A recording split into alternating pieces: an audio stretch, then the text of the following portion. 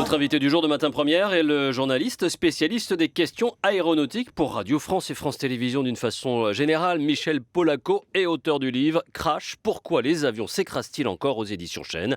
Bonjour. Bonjour. Merci d'avoir accepté notre invitation. Vous êtes vous-même pilote passionné d'aviation et auteur de plusieurs livres sur ce sujet. Alors, du Concorde, bien sûr, à comment ne plus avoir peur en avion. Qu'avez-vous voulu dire dans ce livre ? Pourquoi des avions s'écrasent-ils encore ? Michel Polaco. J'ai voulu expliquer que c'est vrai que l'objectif de l'aéronautique depuis qu'elle existe, c'est-à-dire en gros depuis le début du XXe siècle, c'est d'arriver à zéro mort. Et que, en fait, 115 ans après, 118 ans après, on y est presque arrivé.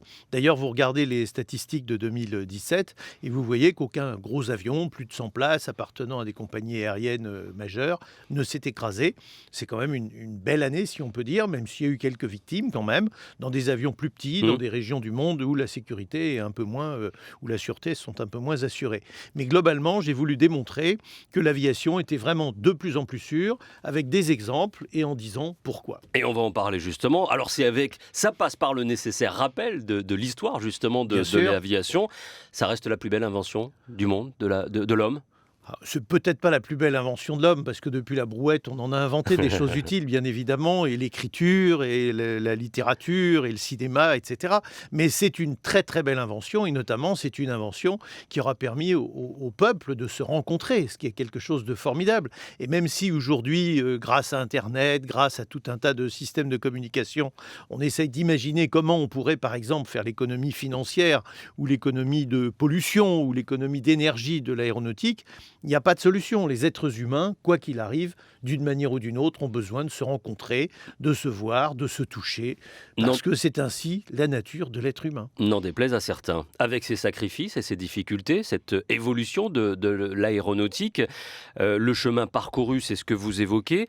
Est-ce que c'est l'industrie du business qui a permis autant d'avancées, celle du tourisme, quand on parle de satellites, de l'envoi de fusées, c'est ce qui permet justement, c'est ce qui a permis aujourd'hui d'être à quasiment zéro. Alors vous avez cité les satellites, il est évident que ce sont les consommateurs de liaison, de communication, de télévision, de radio, etc., qui ont amené au développement de toute cette faramineuse industrie spatiale qui s'est développée dans le monde. Par exemple, pareil pour l'aéronautique. En 1970, on avait encore des avions moyens porteurs, comme le Boeing 707, etc., la Caravelle, des avions qui portaient jusqu'à 130, 150 passagers. Et puis, il y a eu ce boom qui a quand même été lié au tourisme, à cette jeunesse faramineuse qui, dans le monde, a pris sa liberté, qui a eu envie d'échanger. Et c'est vrai qu'on est arrivé à des avions de 300 places, l'Airbus, le Boeing 747, le Douglas DC-10, etc. Tous, d'ailleurs, qui ont des successeurs, comme le Boeing 777 ou l'Airbus 380, qui arrive à 600, 700, 800, 850 places. C'est vrai que l'industrie du tourisme, mais l'industrie, le business, aussi ont amené l'aviation à se développer et qu'elle ne pouvait pas se développer sans devenir plus sûre. Le patron de Boeing disait en France, lors d'un de ses passages il y a 30 ans, au rythme où l'aviation se développe, si on n'augmente pas la sécurité, on aura un avion chaque semaine qui s'écrasera quelque part dans le monde. 52 crashs par an avec des avions de 300, 400 ou 500 places, ça aurait été intenable. Et aujourd'hui, le ratio est totalement différent. 1947, 6 victimes sur 10 000. 1989, 6 pour 10 millions. Et 2016, aujourd'hui, on est à une victime pour 10 millions. Voilà, c'est-à-dire qu'on est arrivé, si vous voulez, à ce que, on va dire, le nombre des accidents soit relativement marginal, même si chaque vie qui est prise est une vie monumentale, essentielle, fondamentale. Mais c'est vrai que les accidents, quand on les analyse aujourd'hui, on s'aperçoit qu'ils sont toujours liés à des phénomènes particuliers, des erreurs humaines qu'on a essayé d'anticiper, et puis que la nature humaine est ainsi faite qu'un mécanicien dans des équipes, parmi les milliers de mécaniciens qu'il y a dans le monde, n'a pas fait exactement ce qu'il fallait à un moment donné. Un contrôleur, un pilote, un membre du personnel navigant, commercial, et puis il y a le terrorisme quand même. Si vous voulez, aujourd'hui, si vous enlevez le facteur humain, c'est-à-dire l'erreur humaine, par les hommes au sol, par les hommes en vol, et si vous enlevez le terrorisme, on peut dire qu'on a quasiment éradiqué les catastrophes aériennes. L'une des plus grosses catastrophes, c'est celle de Tenerife. Bien sûr, 580. c'est la plus grosse catastrophe plus de grosse. l'histoire de l'aviation. Elle s'est produite au sol, un jour de brouillard, alors qu'un Boeing 747 traversait une piste sur laquelle un autre Boeing 747 était en train de décoller. Problème de communication entre les pilotes, les contrôleurs, problème d'équipement de l'aéroport pour avoir qui la visibilité. Qui n'était pas destiné à cela, parce qu'il y avait eu un attentat, et donc les avions avaient été déroutés. Et puis c'était cette époque-là. Aujourd'hui, on a des outils formidables. À Orly, à Roissy, vous avez un système RWSL qui, par exemple, allume des lampes et interdit à un avion d'approcher d'une piste tant qu'elle est occupée par un appareil qui est à l'approche ou qui est au décollage. Et en fait, c'est ce que vous expliquez dans votre livre. Toute cette sécurité qui a été mise en place, la façon dont elle a évolué et comment elle est. Alors, vous évoquez aussi les situations insolites, des choses évitées de justesse, ou pas, malheureusement, parfois. Situation insolite du vol AF 007. AF007, c'est l'Airbus 380. Tout à fait. Qui, à New York, au sol, roule tranquillement, comme ça s'est produit d'ailleurs, vous savez, avec l'avion du président de la République il y a quelques jours au Sénégal. Il y a quelques jours au Sénégal, le Falcon du président de la République est entré en collision avec l'Airbus 319 du président sénégalais. Au sol, ils étaient en train de déplacer l'avion sur un parking. Boum, boum. Voilà, boum, boum. Bon, alors là, c'est pareil, l'Airbus d'Air France était chargé, c'était la nuit, il y avait à côté un Canadair Regional Jet qui était pas bien garé. L'avion, on apprécie mal les distances quand on est dans un cockpit, etc. Avec la parallaxe et tout ça. L'avion a fait tourner le Canadair Regional Jet. Les passagers qui avaient le nez vers l'aérogare se sont retrouvés dans l'autre sens. Le nez vers les pistes. Ça n'a pas été grave, ça a fait des dégâts matériels. Mais c'est vrai que si vous voulez, l'erreur est quelque chose de très important. Il y a tous les jours un incident, 2 incidents, 5 incidents. Moi, j'ai une petite base de données qui me montre environ une moyenne de 5-10 incidents. Tous ces incidents sont les éléments qui concourent à la sécurité et à la sûreté du transport aérien. Heureusement, aujourd'hui, on n'a plus besoin d'accidents pour améliorer la sécurité, même si on les utilise évidemment. Vous dites d'ailleurs que l'erreur n'est plus une faute. Non, alors si vous voulez, quand on est parti de l'idée que l'erreur était une faute, on a commencé à sanctionner. Quand on sanctionne, ceux qui commettent des erreurs ou des fautes les cachent. Donc on ne peut pas en bénéficier et éviter qu'elles se reproduisent. Donc aujourd'hui, dans le monde entier, il y a, une règle qui est toute erreur partagée et qui va profiter à la sécurité pour l'ensemble de la communauté aérienne est une erreur qu'il faut déclarer et qui ne sera pas l'objet d'une sanction. En revanche, la faute, si c'est une faute volontaire, avérée, etc., peut être l'objet d'une sanction. Mais enfin, il s'agit de fautes graves. Alors, à propos des fautes pas totalement révélé, on n'en sait pas trop. C'est un petit peu ce qui s'est passé concernant la West Caribbean où 153 Martiniquais ont péri. Il y a eu 160 morts de cette compagnie colombienne. On ne sait pas trop le vrai du faux. Si, on sait, très honnêtement. J'ai lu dans le détail le rapport d'accident qui a été fait. Je me souviens très bien de cette affaire, qu'on peut d'ailleurs rapporter à l'accident qui s'est produit avec un avion du même modèle, un MD-80, un ancien Douglas DC-9 au Mali, qu'on peut rapporter à l'accident de l'avion d'Air France, le AF447, entre Rio et Paris, etc. Il s'agit dans un cas de phénomènes liés à la météorologie avec des givrages de sondes, etc. Dans d'autres qui déstabilisent totalement. Pour la 320 d'AirAsia 2014 aussi, à ce moment-là, c'est un petit problème technique.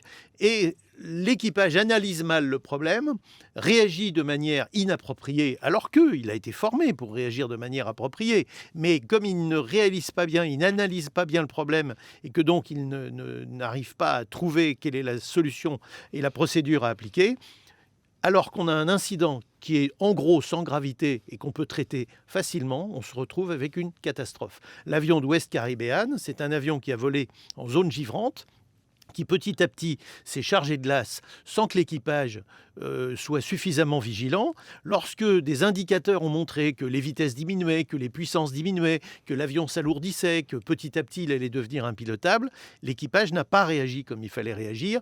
Et lorsqu'enfin il a réalisé que la situation devenait grave, et il l'a annoncé par radio, l'avion n'était plus pilotable. Et cet avion est tombé, on peut dire, quasiment comme une pierre, chargé de glace, trop lourd, avec des moteurs qui n'étaient plus en état de le tenir en vol. Aujourd'hui, ces accidents qui, bien sûr, ont porté expérience, c'est des choses qui sont évitables quasiment à 100%. Ces presque. accidents étaient déjà évitables, Oui. car dans la formation des équipages, ça fait partie des choses qu'on leur apprend. Mmh. Mais on ne peut pas dire ça ne se reproduira jamais, parce que, évidemment, tant qu'on aura des hommes, on aura des gens pour sauver les passagers de situations imprévues.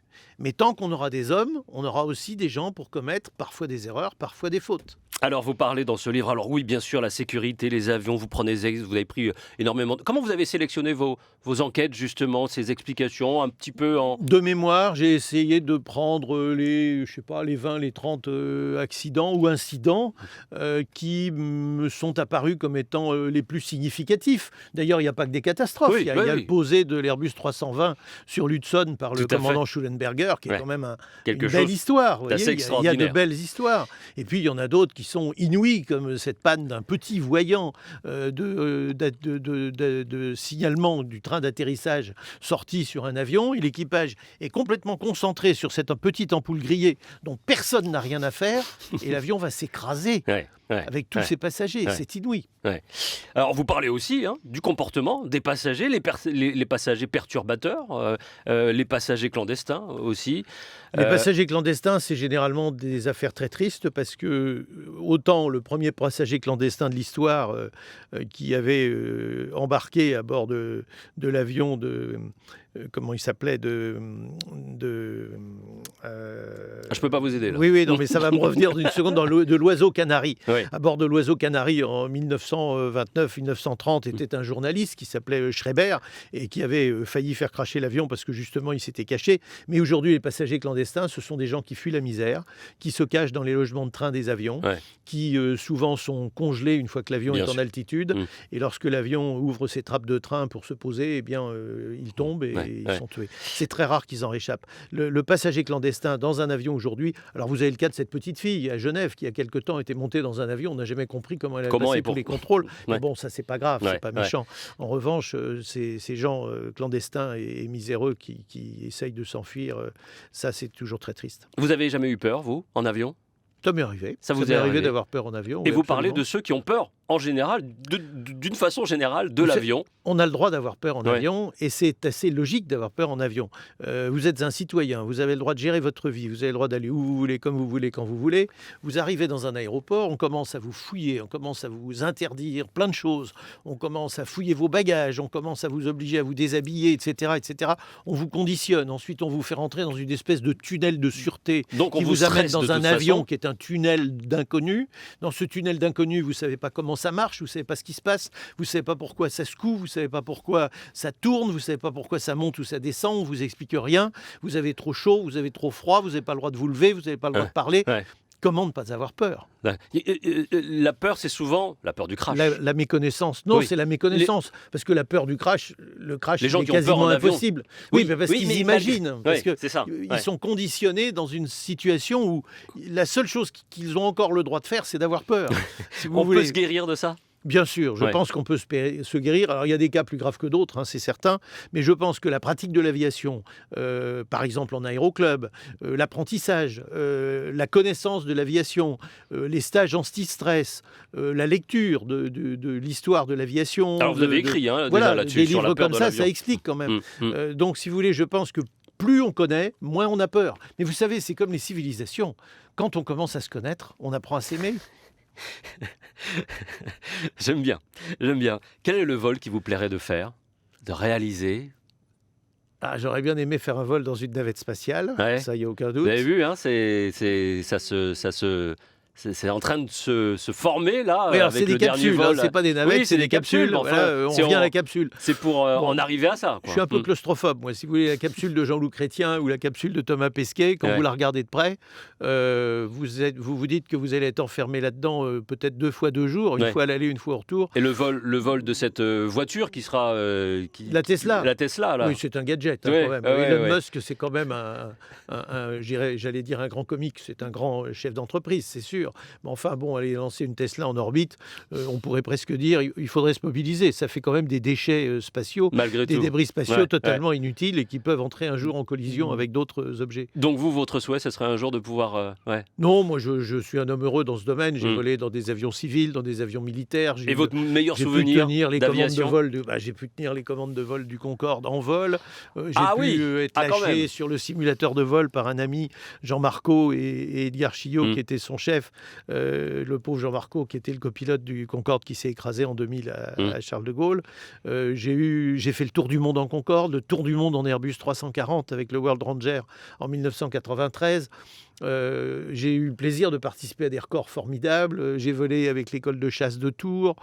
J'ai fait du Mirage 3 quand j'étais jeune journaliste. J'ai pas jamais volé dans le Rafale. Ça m'aurait fait bien plaisir. Ouais. L'aéronautique, on va dire écolo, vous y croyez? Bien sûr, l'aéronautique, d'abord, elle est de plus en plus écolo. Je pense qu'il n'y a pas beaucoup de domaines. L'automobile a fait des progrès considérables, mais on a le droit d'utiliser des très vieilles voitures. Dans l'aviation, les avions qui vieillissent et qui deviennent polluants, on n'a plus le droit de s'en servir dans certaines régions du monde. Et l'aviation a fait des progrès absolument inouïs en termes de rejet de gaz, en termes de bruit, en termes de gêne, de pollution, etc. Et on peut dire que tous les 20 ans, elle divise par 4 ses effets nocifs. Donc c'est vrai que l'aviation des années 2040-2050 sera une aviation pour laquelle on ne se posera plus beaucoup la question de savoir s'il y a du bruit sur les aéroports et autour des aéroports. Vous voyez, le fameux débat sur Notre-Dame-des-Landes, c'est un débat des années 60 ou des années 80. Il est déjà très loin derrière. Il est très loin derrière. Les avions qui voleront quand Notre-Dame-des-Landes aurait été fini, c'est-à-dire dans 15 ans, sont des avions qu'on n'entendra probablement pas arriver, qu'on n'entendra pas partir, qui sont des avions certainement de plus en plus hybrides et qui seront extrêmement peu polluants, et en tout cas beaucoup moins que la plupart de tous les moyens de transport qui existeront encore. Merci beaucoup Michel Polaco d'être venu ici. Je rappelle votre livre Crash, pourquoi des avions s'écrasent-ils encore? C'est passionnant, c'est à lire posément avec différents sujets, différentes anecdotes évoquées dans ce livre aux éditions Chênes. Merci beaucoup. Merci de votre invitation.